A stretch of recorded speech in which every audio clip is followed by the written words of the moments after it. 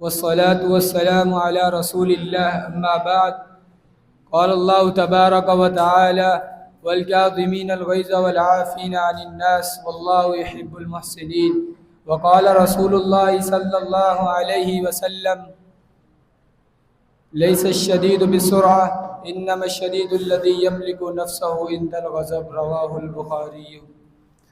سامعین محترم، قرآن مجید اور نبی مکرم صلی اللہ علیہ وسلم کی سیرت طیبہ ہمارے لیے آئیڈیل اور نمونہ ہے۔ جو شخص اس کے مطابق عمل پیرا ہوتا ہے، اس کے مطابق زندگی گزارتا ہے، تو کل قیامت کے دن اللہ رب العالمین اس کو عزتوں سے نوازے گا۔ اگر انسان کے مزاج کے خلاف کوئی بات آ جائے یا ایسی بات آ جائے جو اسے ناپسند ہو تو انسان فوراً جذبات میں آ جاتا ہے، غصہ ہو جاتا ہے، اس سے برداشت نہیں دیتی، اس کے اندر برداشت ختم ہو جاتی ہے۔ حالانکہ ایسا نہیں ہونا چاہیے، برداشت ختم نہیں ہونی چاہیے۔ اگر اسلام کہ کسی ایک رکن کا مذاق اڑایا جائے تو ہم برداشت کر لیتے ہیں۔ سود خوری، زنا عام ہے، ہم ان مظالم کو برداشت کر لیتے ہیں۔ برائی ہر گھر میں موجود ہے، ہم ان کو بھی برداشت کر رہے ہیں۔ بندے مشکل سے مشکل بیماریوں میں مبتلا ہے، ان کو برداشت کر رہے ہیں۔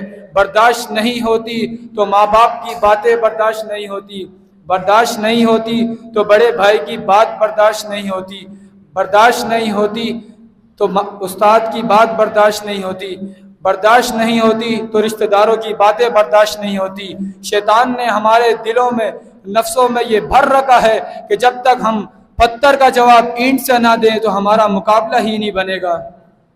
یہ ہمارے نبی کی امتی کی ہونے کی شان نہیں، بلکہ ہمارے نبی کی امتی ہونے کی شان یہ ہے کہ والکاظمین الغیظ والعافین عن الناس واللہ یحب المحسنین۔ اللہ کے رسول آپ لوگوں سے کہہ دیجئے، جو لوگ اپنے جذبات پہ قابو رکھتے ہیں، اپنے غصے پہ قابو رکھتے ہیں اور لوگوں کو معاف کر دیتے ہیں، تو اللہ رب العالمین ایسے لوگوں سے محبت کرتا ہے۔ نبی علیہ السلام کو بھی اشج عبد القیس سے محبت تھی۔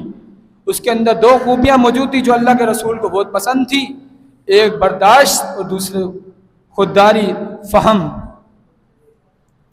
آج ہمارے معاشرے کے اندر بات بات پر جھڑکنے کو لوگ بڑا نڈر اور بہادر سمجھتے ہیں، حالانکہ شریعت کی نگاہوں میں ایسا شخص بہادر نہیں، شریعت کی نگاہوں میں ایسا شخص انتہائی کمزور اور بیوقوف انسان ہے۔ نبی علیہ السلام کا فرمان ہے لیس الشدید بسرعہ انما الشدید الذی یملک نفسہ عند الغضب۔ سامعین محترم، شریعت ہمیں زندگی کے ہر معاملات میں انہی باتوں کی تلقین کرتی ہے، نرمی، خیرخواہی، برداشت، عزت کو ملوز خاطر رکھنے کی۔ جو شخص ان چیزوں کو ملوز خاطر رکھتا ہے کل قیامت کے دن وہ کامیاب ہو جائے گا۔ جو شخص ان چیزوں کو ملوز خاطر نہیں رکھتا وہ اس وقت بھی رسوا ہوگا اور آخرت میں بھی رسوا ہوگا۔ نبی علیہ السلام کے پاس ایک شخص آیا، اونٹنی پر سوار ہو کر آیا، صحابہ کے پاس پہنچا، ان سے پوچھا کہ اللہ کے رسول کدھر ہیں؟ بڑے گستاخانہ انداز سے انہوں نے اشارہ کیا کہ وہ بیٹھے ہوئے ہیں۔